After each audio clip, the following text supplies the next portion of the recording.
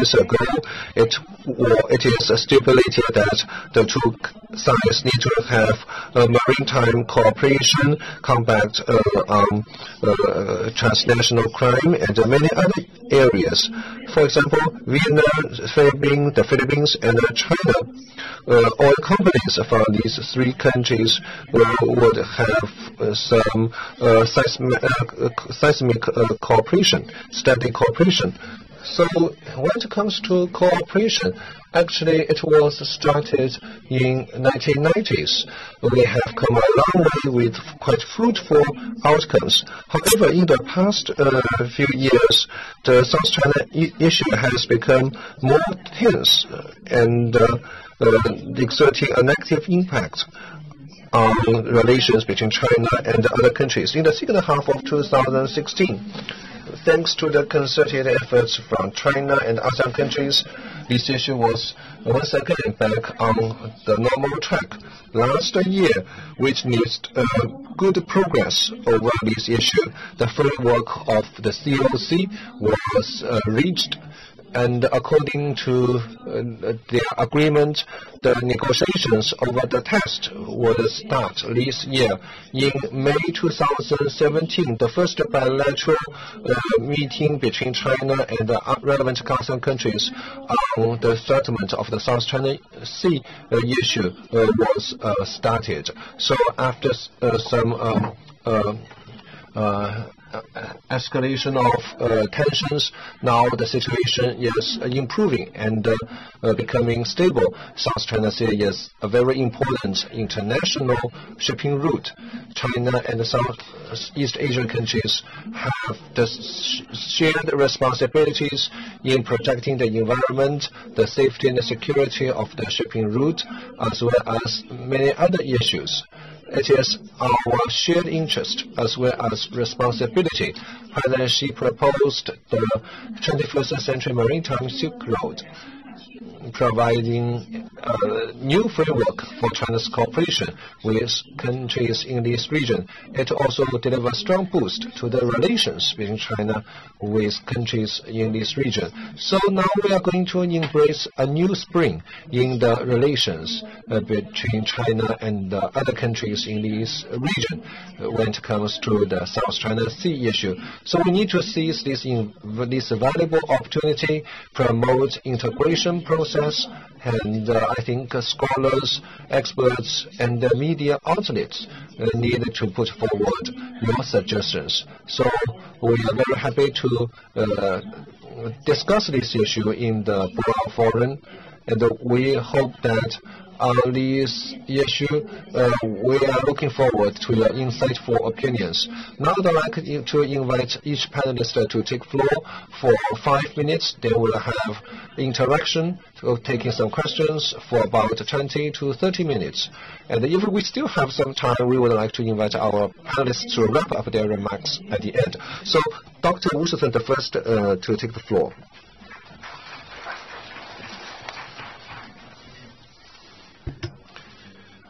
Thank you. I will try to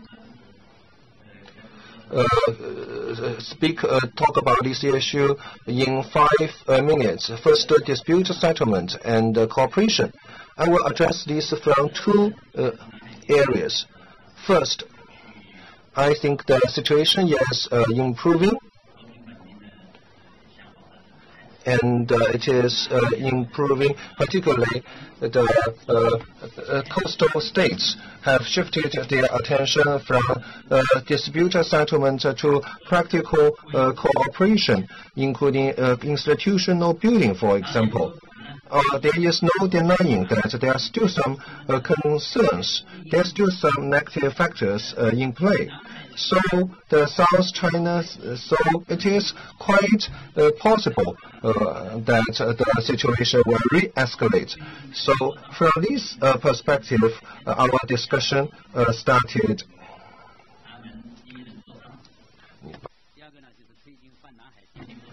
And we need to first institutional building, and second is practical cooperation, so that we can move forward in parallel. This will be conducive to long-term peace and stability in this region and the building of a community of shared interests between China and the ASEAN countries, as advocated by President Xi Jinping. So how to proceed on the test negotiations?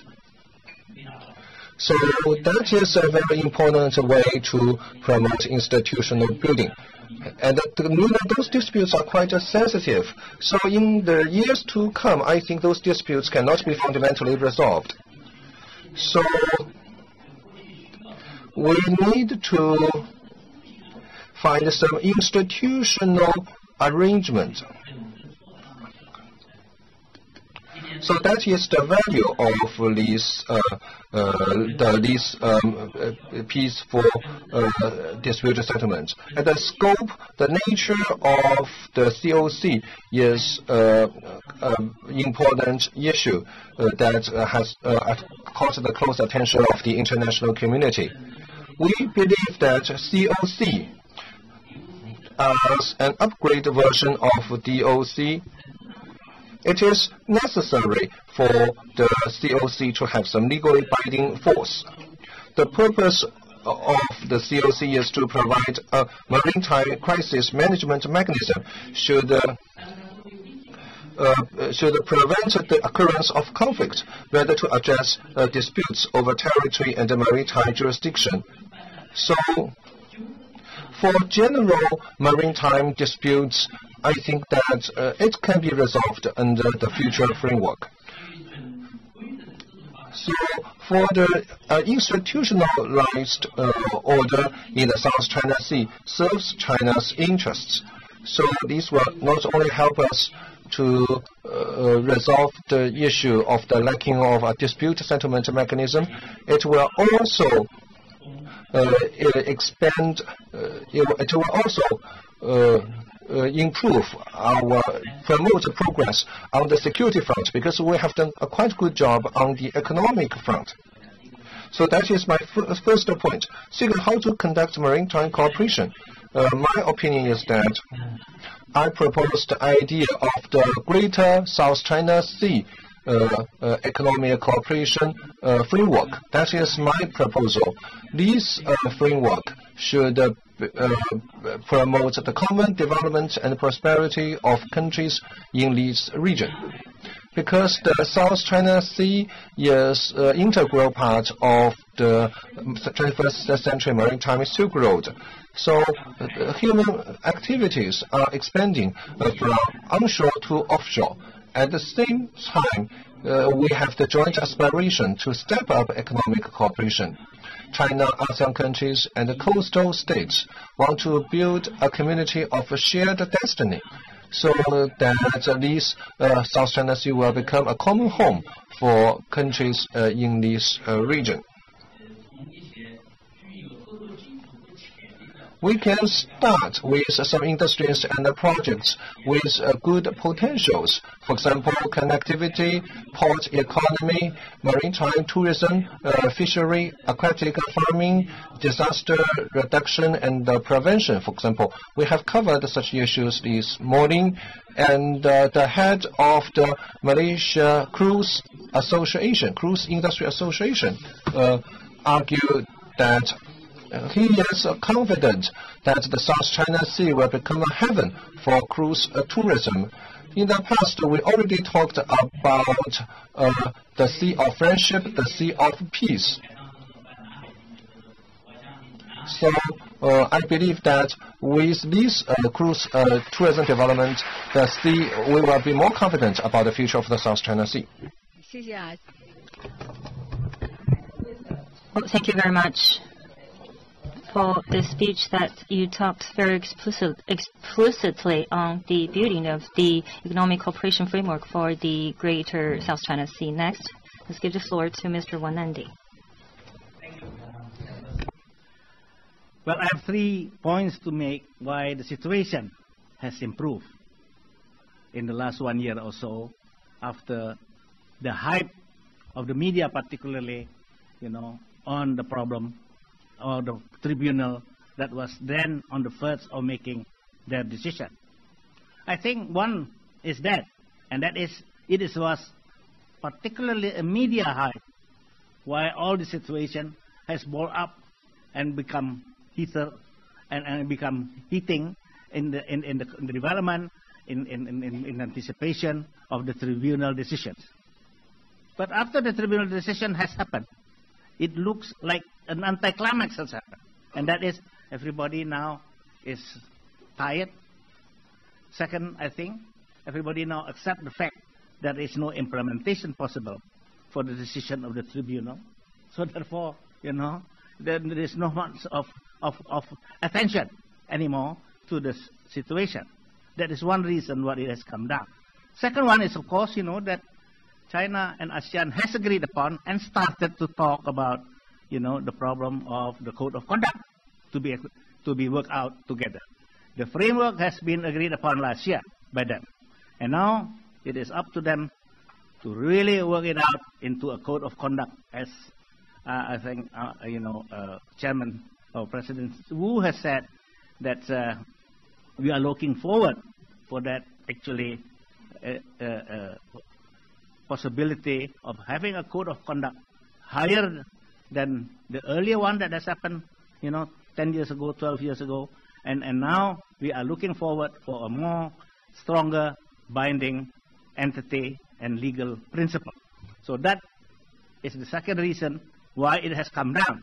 There is now a way out how to definitely pay still attention to a resolution by calming the situation and having the code of conduct, which is a kind of a regional order to be established in this part of the world. It's not going to be solving the claims, as has been said. That is much more long-term effort needed, and maybe our grandsons have to start.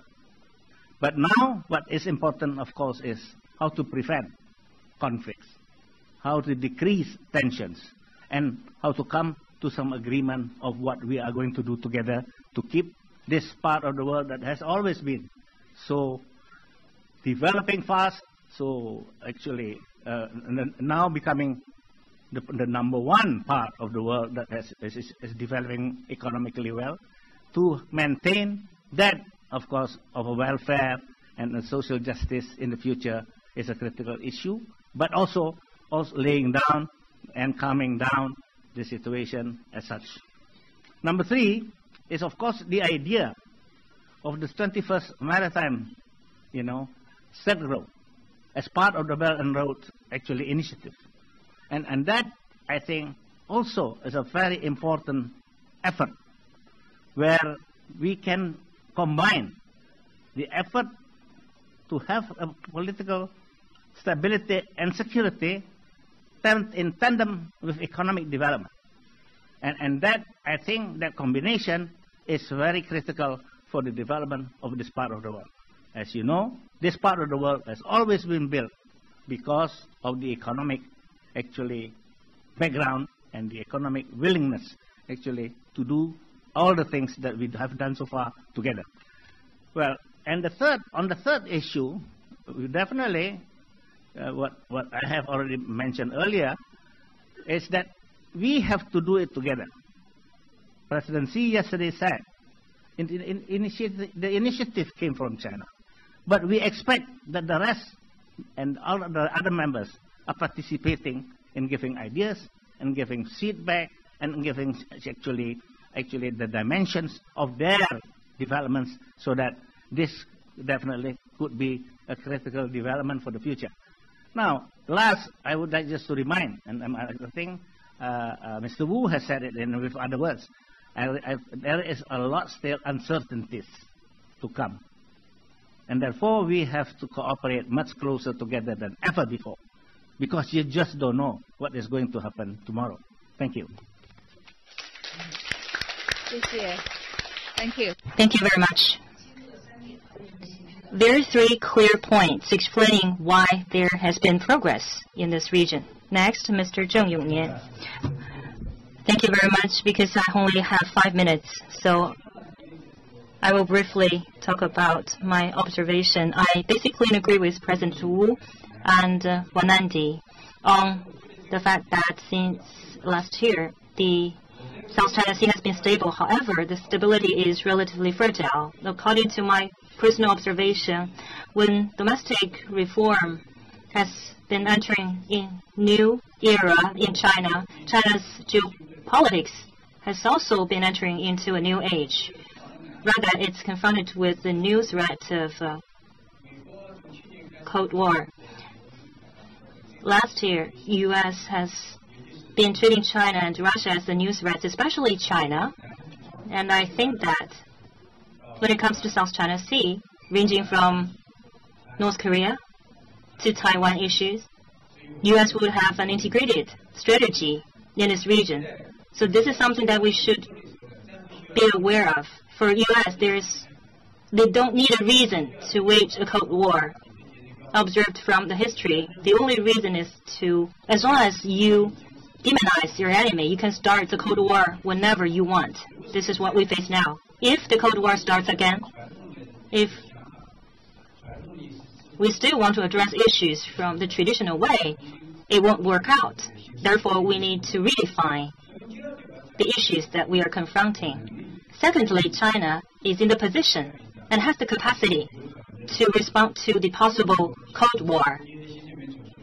Yesterday, as President Xi Jinping has pointed out, that China is the second largest economy and also the largest industrial power, the largest country with the largest foreign reservation. And I think that China lacks reasoning. If China has reasoning, and I'm confident that China will win the Cold War. Especially yesterday, President Xi pointed out that China is facing the protectionist, nationalist practice. And that will make China even stronger and more open so as to combat the protectionist trade practice. As for the South China Sea, an important thing is that over years of effort, especially after 2016, we have the general political stability. And we still need the joint effort from both China and other parts of the world to build a South China Sea community of shared future for all of us. If other countries at the South China Sea do not have such a strong will and do not have such a community of shared future built among them, it's really difficult to fend off the outside threats. The full term of the Belt and Road Initiative is 21st century maritime Silk Road. However, over these years, we tend to forget the maritime in the term. Now, I think that to build such a Silk Road over the sea is easier than to build it on the land. Therefore, we should make full use of the maritime resources. Just like President Xi pointed out that we need to open further to solve problems like that. And things are the same for the South China Sea. Currently, U.S. is promoting trade practitionism and unilateral practice. And this is not something desirable. And China and ASEAN countries are negotiating COC, which is multilateral in nature. However, I think that China should also do something unilateral, but something good unilaterally. For example, to unilaterally open further. Compared with other countries, China is not just a big power, it's a power with strength and wealthier than other developing countries in this region. So I think that China should also adopt unilateral opening up. Even if other countries refuse to open to China, but still China needs to open to other countries so as to build a more effective South China Sea economic circles. Because viewed from the mainland and Taiwan case, the unilateral opening of China mainland has been very effective. We should learn from UK from the history to open up unilaterally so as to promote a more effective building of the economic cooperation framework in the greater South China Sea. In the morning, we talked about the cruise tourism. And once the South China Sea further opens, there will be greater economic value, not just the marine resources, but also the tourist resources. And also there's a need for certain national defense arrangements.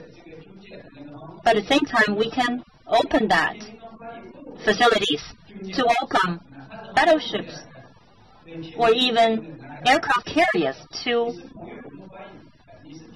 come to the islands and reefs that we have. We welcome you if you're friends, and we will fight you if you're enemies. Thank you. Mr. Zhang is always having some struggling remarks. Now let's give the floor to Mr. Hu Yishan.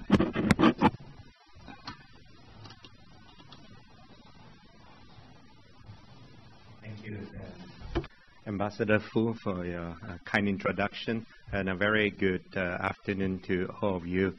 I'm also going to make two proposals, but before I do that, I'm going to briefly mention perhaps some of our expectations from the Southeast Asian perspective as to the Belt and Road Initiative in general and the 21st Century Maritime Silk Road in particular. I think for a lot of especially maritime countries in Southeast Asia, which traditionally have engaged in extensive trade with China, of course, the trade facilitation theme, 贸易的这个畅通 in the 21st Century Maritime Silk Road, that is of the utmost concern to us. How do we deepen the volume of our trade? How do we broaden the scope of our trade? That is very important for a lot of maritime Southeast Asian countries. On top of that, of course, there's this infrastructure connectivity, the 设施联通. This also is of very importance to us because traditionally a lot of countries in Southeast Asia, we produce a lot of raw materials, but a lot of these raw materials very often they are left to be rotten very much by the roadside simply because we don't have the infrastructural connectivity. So with China's help, with China's assistance, I think improvement of these facilities are very important. But I would like to make my first proposal when I talk about the next theme, which is of equal importance, if not more, and that is the people-to-people bonds. 这个民心的这个相通 In order to have this 民心相通, this people-to-people's bonds, you see nowadays, for example, a lot of Chinese students studying in Southeast Asian countries such as Malaysia, a lot of Malaysian students studying in China. But I think something which would greatly improve upon the people-to-people exchanges, it's of course a visa-free status between China as well as countries along the 21st Century Maritime Silk Road. Let us try to make our citizens be able to travel to each other's countries without the hindrances of application for visa. I traveled to China for more than 60 times in the past 4 years, and it's always a hassle to try to I'm sorry, it is a hassle to try to apply for visa. I'm sure my China friends will find the same difficulty in applying for a Malaysian visa.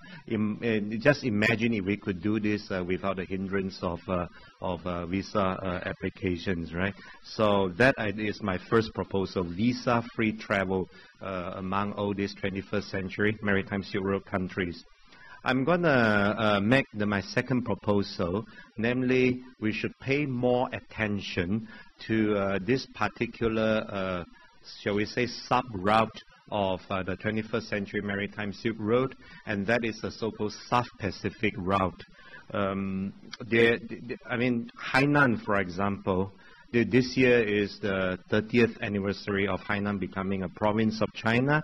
I think it would be very nice, it would be very timely if we start, let's say, from Hainan, and then there's sort of a sub-branch of the 21st century Maritime Silk Road, passing through the Philippines, and then Malaysia, especially the eastern part of Malaysia, Sabah, where I'm from, and then Indonesia, and then Oceania countries such as Australia and New Zealand, and then to the South Pacific.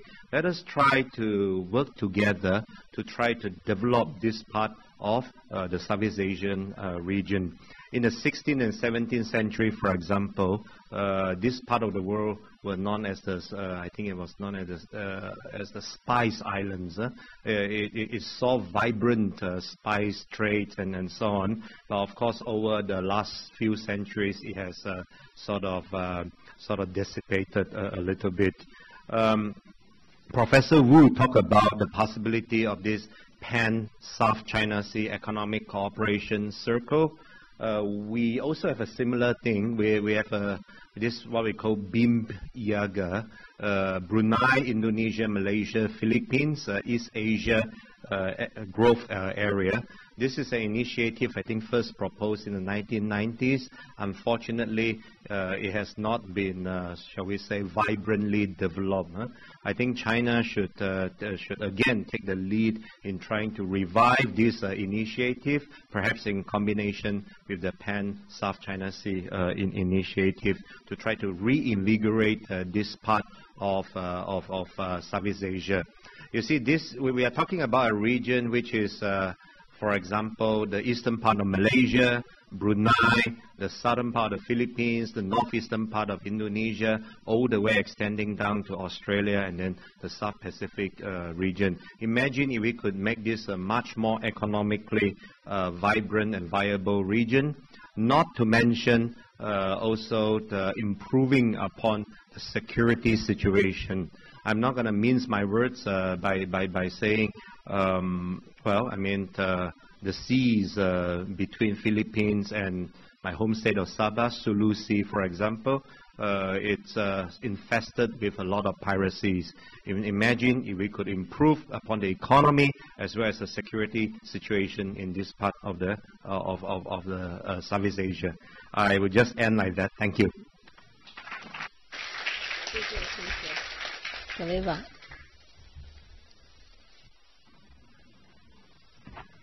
Well, it's a pleasure to be here. I've been to China about 100 times, and this is my first time to Boao, and it's a pleasure to be here.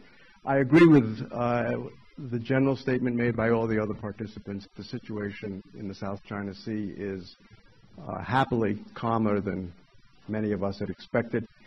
I want to begin, though, by reminding us that the world is watching a number of matters. Freedom of navigation, commercial and military, remain the really high priority of all the countries of the world. Resource development is hugely important, and the prospect of joint development, which China has emphasized repeatedly as a way to deal with some of these unresolvable sovereignty issues. Concrete results have to start being shown, particularly, I think, between China and the Philippines.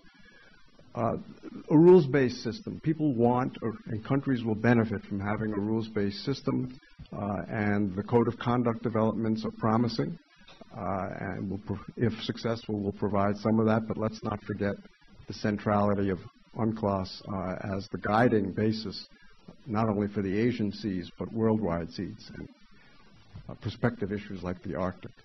Lastly, and most importantly, and somewhat sensitively, I suppose, the world is really watching the South China Sea to see what kind of rising power China is going to be. Will China be an expansionist power? If so, it's going to be resisted strongly.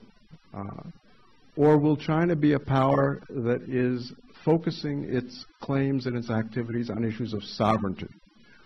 And I think that if China is perceived as focusing on sovereignty, even if those issues remain controversial or causing tension, it will be much easier for the world to accept a rising China. And the South China Sea is an arena, maybe the arena, in which the world is looking to make an assessment of what kind of extraordinarily powerful nation China will be.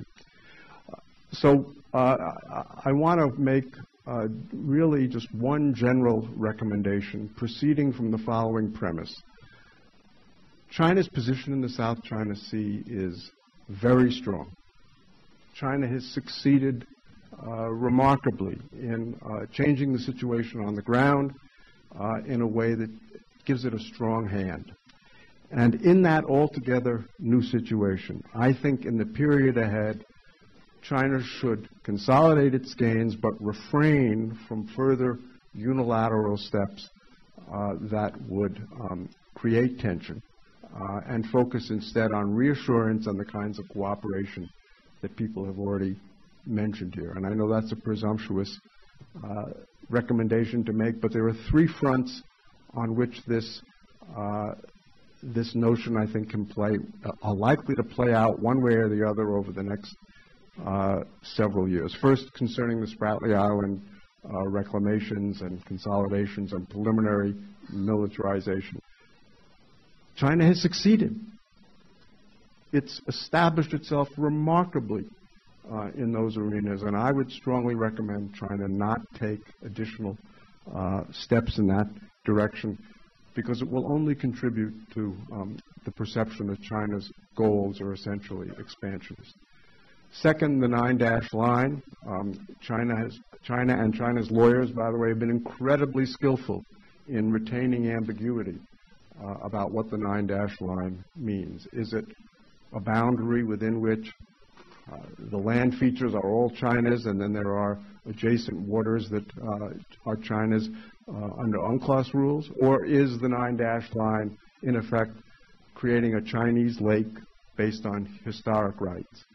The latter position, in my view, does not have a basis in law and will only raise concerns throughout the world that the freedom of navigation and other matters are deeply concerned. So I would, or deeply threatened, at least over the long term. So I would encourage China to clarify the meaning of the 9-dash line in that more limited direction, which would still leave China with an extraordinary series of claims, extraordinarily broad series of claims in the South China Sea. And finally, there's the rather technical issue of drawing straight baselines around the Spratlys, which many people expect China to do. I strongly recommend that that not be done, because it would not have a basis in law, in my view, and would once again be perceived as an expansionist kind of concept, not rooted in law, and I don't think it serves China's interests. So in short, my basic message is China should accept, as the world has to accept, that China's position is now very strong, and that should lead China to refrain from further steps in that direction and concentrate in the next period on reassurance and cooperation, which I think would be best for the region and best for the world. So thank you. 谢谢哈，谢谢葛维宝，还是从这个地区。Thank you, Paul, for your remarks. Thank you very much for your remarks from the perspective of global security and geopolitics. And I think, my Asian colleagues think about a cruise visa-free paradise, and I'm looking forward to that kind of world, that kind of South China Sea. Now the floor is open. And I appreciate my fellow panelists for keeping your time so well. So we still have some time for taking questions. So the floor now is open. Please identify your country and your organization before raising specific questions. Now the floor is open.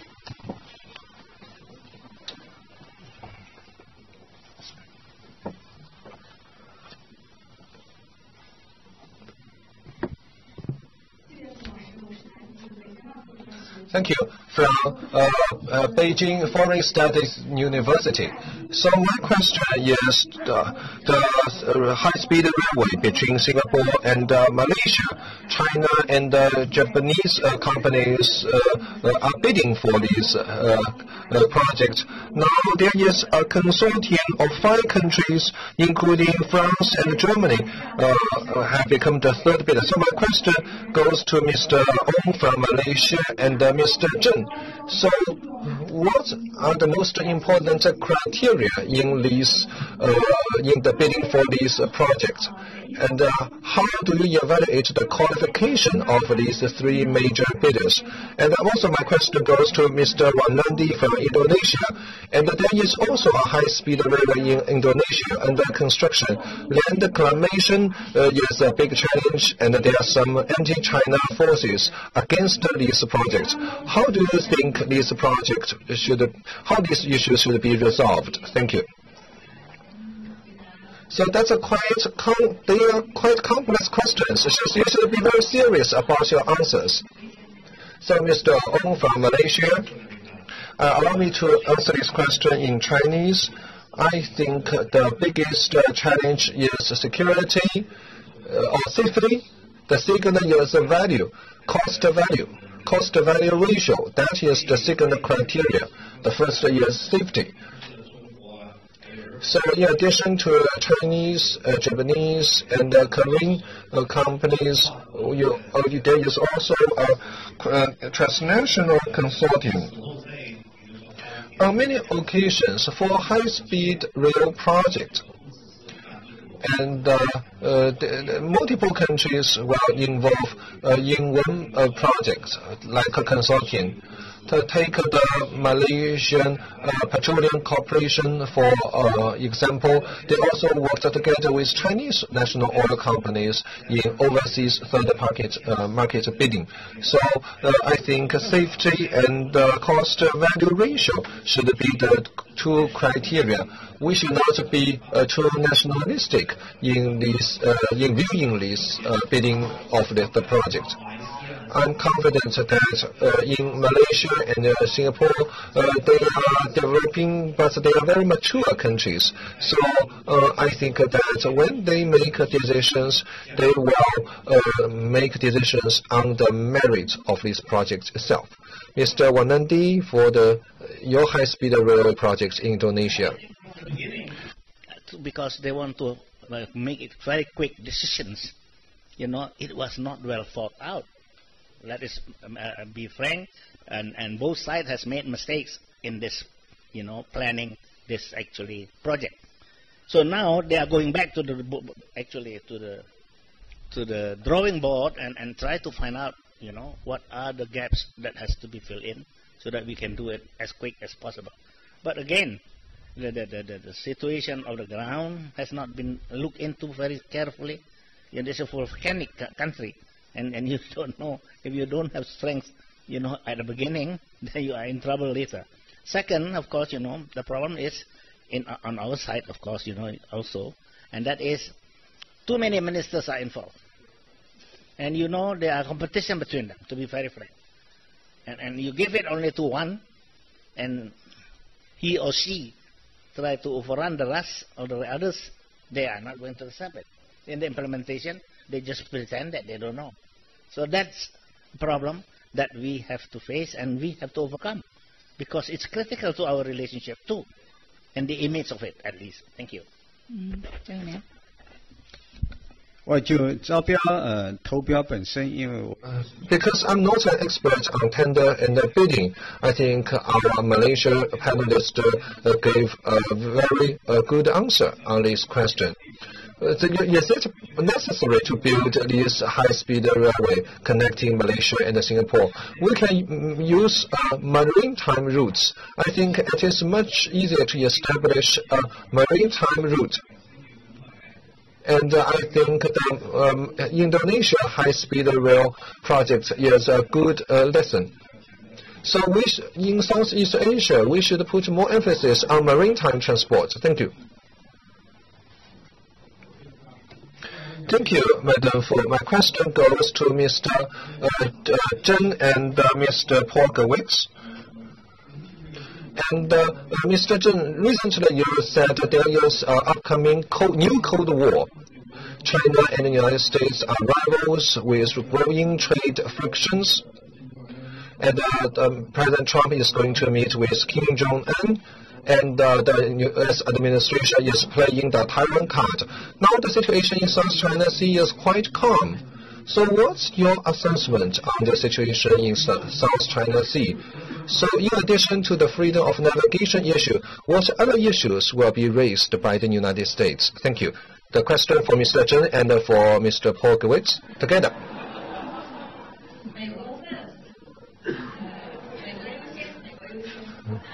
American first. America first.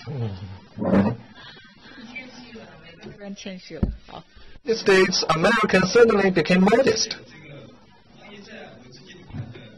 I do not think there will be a big trade war. The $60 billion or $100 billion, that's kind of a pressure test for China from President Trump. But I think new Cold War is more likely than trade war. If you take a look at history, I think the U.S. assessment on China has evolved. In the Second War, the Soviet Union and the United States were allies. But soon after the end of the Second War, Americans made an assessment on the Soviet Union and identified Soviet Union as their rival. And for the new Cold War, I do not know which country will emerge as winner. My prediction is that on the Korean Peninsula, Taiwan, these two areas will become two troublemakers. I think South China Sea will become quite calm.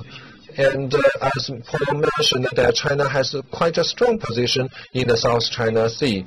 And China can do many things in the South China Sea to improve its position. That's all. Thank you. I reject this increasingly fashionable use of the phrase Cold War to describe what is potentially happening between the U.S. and China. I lived through the Cold War with the Soviet Union. I see nothing like that on the horizon. The United States and the Soviet Union were direct adversaries, with the Soviet Union saying, "We will bury you."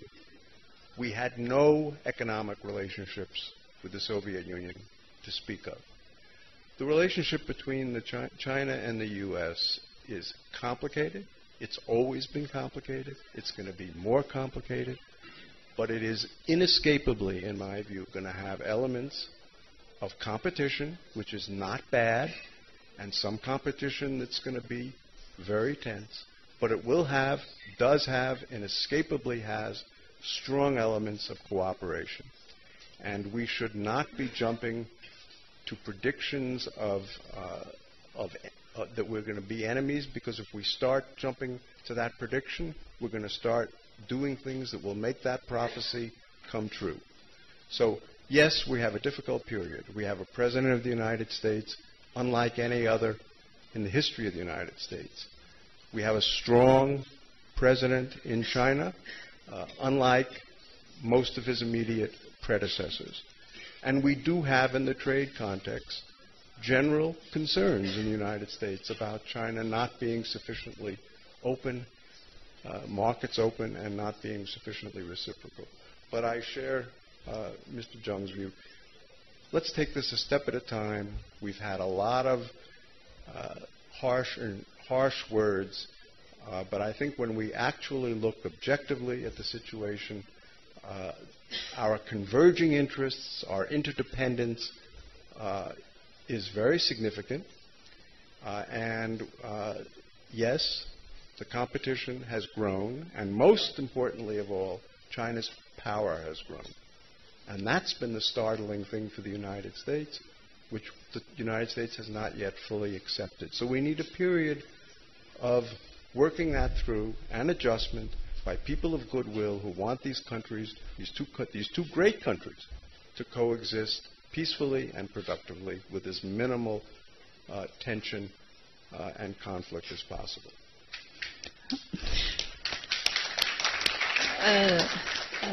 葛维宝讲的这个还是。Thank you, Paul. I think you are quite moderate. But you are not willing to speak first. You are not a typical American, because America first. But you are second. So the message from the United States is quite complex or quite contradictory. So Mr. Zheng's assessment and Mr. Goet's assessment, we can all find some evidences to support your positions. But one thing you agree with Mr. Zheng is that the U.S. position towards China is evolving. And I think maybe next year we will have a clear assessment of this evolution. In this evolving process, we cannot just wait and see. We cannot just see what kind of policy the U.S. administration will pursue. We should also think about our own policies, our own plans, which will be very important in the coming year. So we need to think carefully what we should pursue and what role we should play in this environment. Thank you. Next question. What's that? From America, of course. I have the greatest respect and true affection for Ambassador Fu Ying, who's had an extraordinary career and is an extraordinary person. And we have many discussions on issues related to this. But my only comment would be the U.S. position is evolving. It's evolving for two kinds of reasons. One is that Donald Trump is president and is unlike any other president we've had before, and that will pass. Number two, it's evolving because China has become a remarkably powerful nation. And of course, our country's policies have to evolve. I would say the reason I wanted to jump in is the response to that situation should not be that just China rethinks. We need to try to work out the terms of our coexistence together. People of goodwill. People of goodwill who are patriotic and certainly want to protect their national interests. We have to spend the time over a sustained period of time trying to work out the terms and principles of this relationship. It should not be just people in China go off and try to figure out how to react, and people in the U.S. go off and figure out how to react. We should see this as a common enterprise, which is best to produce a positive sum outcome for our two countries, and is essential for the world. Why is it essential for the world? There are challenges the world is facing that simply cannot be solved unless the two our two countries work together. And they're not just challenges. It involves the fate of our planet. It involves the possibility that diseases would spread and kill millions of people.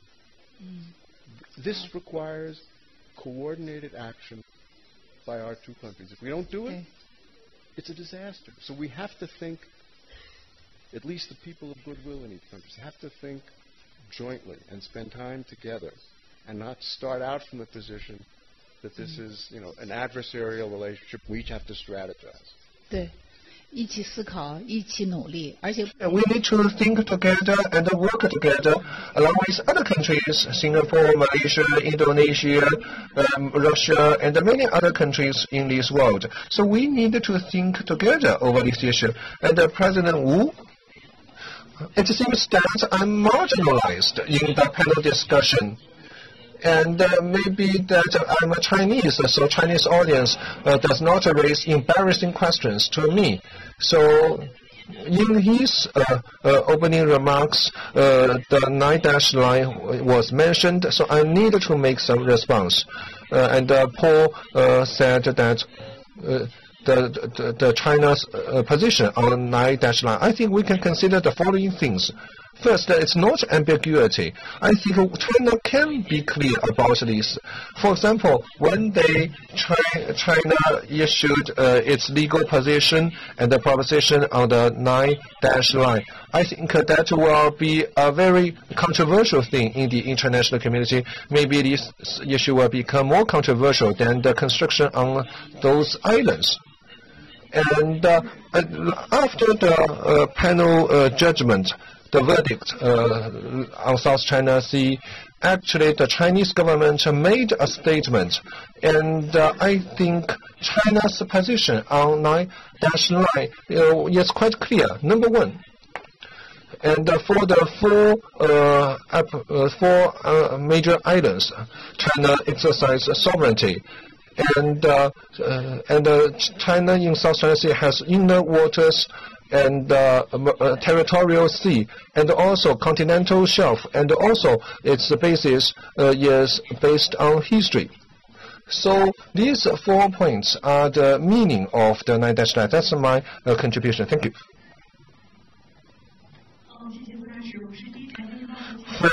First business news. So my question is that Mr. Zheng said that there is good unilateralism and bad unilateralism. President Zheng said that, Professor Zheng said that we should practice good unilateralism and unilaterally open to other countries with the China market. So in addition to China, maybe some countries in the world that China will dominate the future economic cooperation in the South China Sea. That maybe some people have such concerns. So how can we mitigate this concern or to share economic benefits with other countries? So who would like to take this question? Please allow me to make some brief response to your question. And we can get some thing from historical experience. In the past, Malaysia, Indonesia, and Thailand, we receive inbound investment, foreign direct investment from the United States, Japan, and the United Kingdom. And they hire a lot of local laborers. There's a kind of technology transfer. We welcome such investment. If China comes to our countries with similar investment practices, establishing factory, hire local laborers, and source locally. So I think our requests are not very demanding. I think that for the Chinese economic activities in our countries, we will become even more welcome. I argued before, you can see that if we can together, finalize, this code of conduct, that will be a very big plus in our relationship and also in peace and stability in the South China Sea. That is number one. Number two, on the economic side, if we can expand and really make use of the big idea of the Belt and Road, initiative, and together do something as we have planning to do, then also that will be an added factor which is very critical for this part of the world, that the economic relationship will be very cooperative and therefore very peaceful in the future. 好。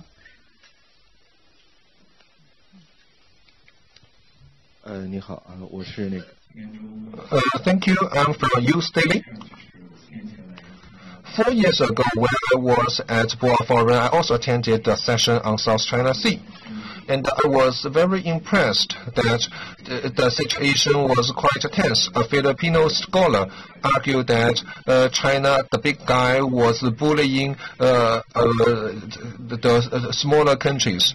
So the discussion was quite controversial. But now the situation has become calm. So some people said on the internet that China now is rich, buying off those smaller countries, giving them sweets to Philippines and maybe some other countries. So I think maybe this kind of view is not so fair in my view. So I need to learn your opinions on this kind of position. I'm the moderator. I'm not a panelist. And but you're a fair lady, and I think you can give some sharp response to those questions. So, President Wu first.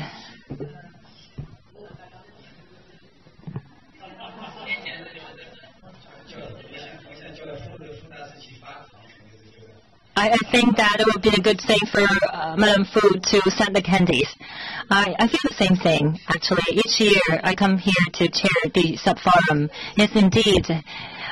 Every year things are different in terms of the atmosphere. And just now some speakers have already talked about the difference that has been taking place in the past 4 years in the South China Sea. I think that the most important change is that people all want cooperation and peace, and disputes need to be solved gradually, and confrontation and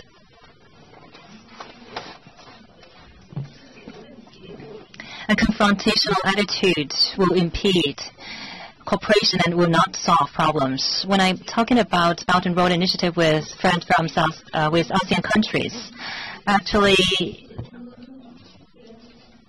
it was first put forward when China talked about connectivity with the ASEAN countries, for example, for building railway and infrastructure connectivity. It was the background when the Belt and Road Initiative was first put forward. By 2014, President Xi, as the main architect for promoting further connectivity, globalization, and growth, put it forward in Kazakhstan in 2013. And back then, as you all can remember, that the China-ASEAN relations were quite strained, and it was impossible for us to put forward this concept in ASEAN countries. So if we just focus on the disputes and create tension, not only can't we solve the problems, but also we will miss the key opportunities for cooperation. And this might be a consensus that we have all reached. And also, the willingness of China is very important. And just now, Mr. Gerwitz also mentioned that China is a rising power, and the whole world is watching closely to see how China will address these issues after its rise into the power. And over these years, China is willing to cooperate and is willing to negotiate COC to reduce the tension between China and ASEAN countries, to win over the understanding and trust from the ASEAN countries again, so as to bring the South China Sea issue back to the negotiation table, and also to promote cooperation. And I think that the sincerity and attitude of China also has demonstrated to the ASEAN countries and has won more trust, like President Duterte expressed similar feelings about this.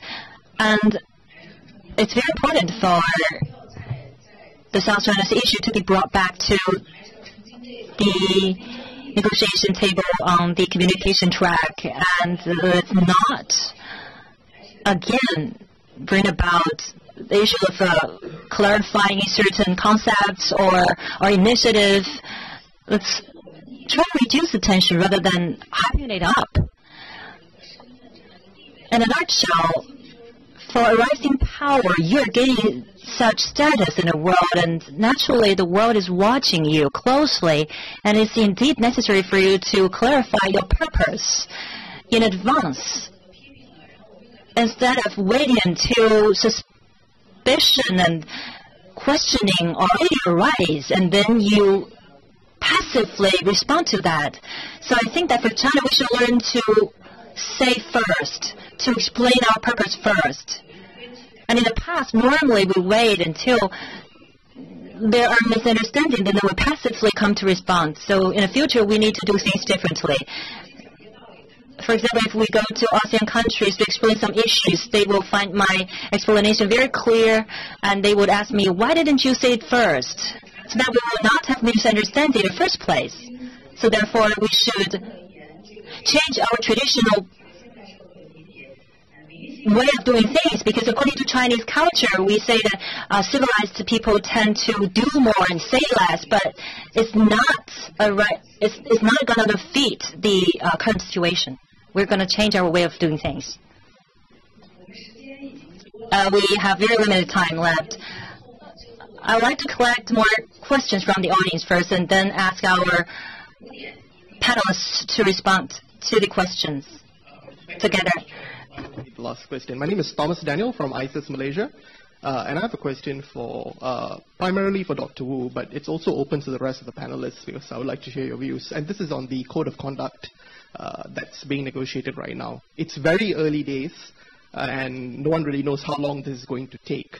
If the guide of the declaration of conduct was any indication, it's going to take quite a while. My question is that at the end of the day, even if a code of conduct is concluded, how are the stakeholders going to ensure that it is a document that all stakeholders, not just the claimant states and the littoral states, but external powers like the US or Japan, how is it going to ensure that this document is something that all stakeholders will adhere to, if I can use that word? Because we could end up, in order to make everyone happy, we could end up with a document that is so watered down that it is essentially meaningless. We are coming up with a code of conduct for the sake of it, with content that doesn't really bind anyone to anything significant. I would just like to hear your comments, Dr. Wu and the rest of the panelists. Okay. Thank you. 那儿是不是还有一个提问来的？那边没有哈，刚才哪儿还有个提问呢？哎，这女孩子好，去，再提一个。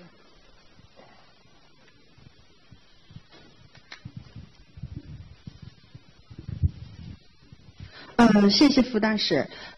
刚刚您也讲到，就是中国和东盟的关系发展的越来越好。今年也是中国东盟建立战略合作伙伴关系15周年。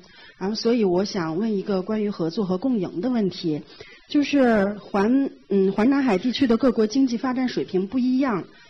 有发展程度比较高的，比如说新加坡，也有发展的比较好的，比如说马来西亚，但是也有一些正在发展中的国家，比如说越南。然后，那我们在合作发展经济的时候，怎么来避免冲突？然后 In the process of economic cooperation, how can we avoid conflicts and strengthen the economic cooperation on an equal footing? Thank you. Now we still have 6 minutes left. And for these two questions, all the panelists on the stage, you can pick any of the question to respond. And you have 1 minute to respond to the question. As also your summary of... Well, thank you very much. I think that a very business-oriented part of the world. We could have ended up just at the Balkan Peninsula with its diverse culture, but also with its many different types of wars. But instead, we are the world's most prosperous region. And I think we should treasure that by means of actually furthering our economic development. There are very few conflicts between the Southeast Asian countries. We don't sort of envy each other's development. In fact, we try to learn from each other's developmental stage. So if you want to sort of invest in Southeast Asia, you are welcome to invest in any of the 10 ASEAN countries, and we will share with you our experience, and we will learn our lessons from each other.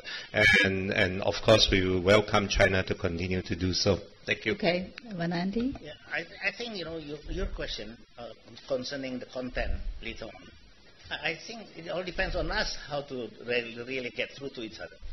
What we have achieved, like Madam Fu Ying has said, is a certain trust and a certain getting through to each other, which is a very important part of the whole process.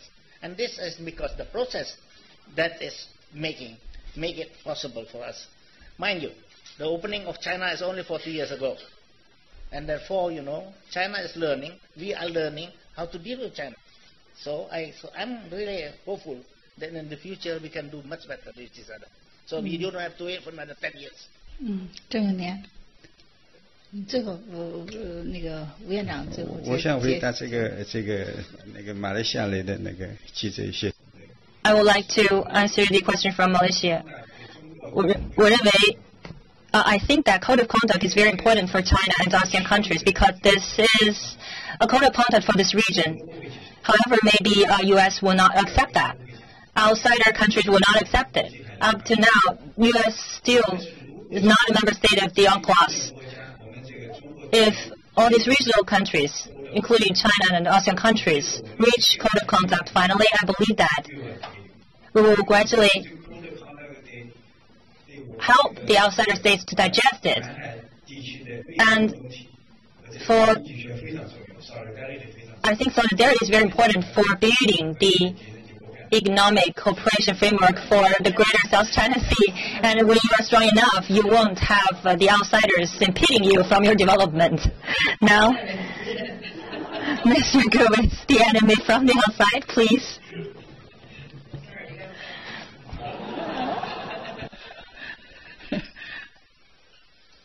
How can you avoid stress in economic interactions?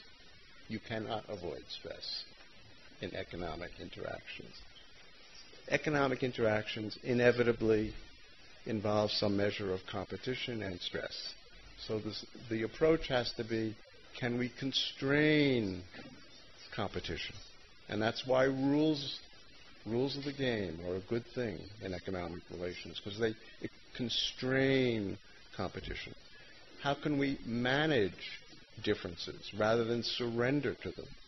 That's why we have diplomats. And so that's the basic approach I think we need to take. This is, of course, the question was primarily about the South China, about Asia, but I think this is a general observation that I would like to close on, which is that there will be strong elements of competition between nations of the world and certainly between the United States and China. That's life. And we have to learn how to manage competition and constrain it, and then also find some areas where we can work together, cooperatively. Wu Yuanzhang, 最后 you have the final word.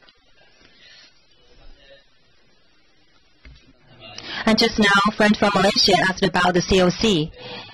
I think that currently, from the first negotiation, we have achieved progress with participating states submitting their own version of tests. For some of them, although they haven't submitted their version yet, but it's expressed their ideas. And in the morning we talked about a zero draft, which means that you include all observations, all ideas from all participants in it first, so that it will be taken as the foundation for future negotiation. And starting from this year, around the negotiation of COC, there will be frequent discussion and negotiation going on because COC is very complicated, that covers too many issues. And there is still a disagreement among ASEAN countries themselves, whether or not there should be crisis management mechanism and how to approach issues like that. These issues haven't been touched upon yet. Once they are mentioned, indeed there will be disagreement.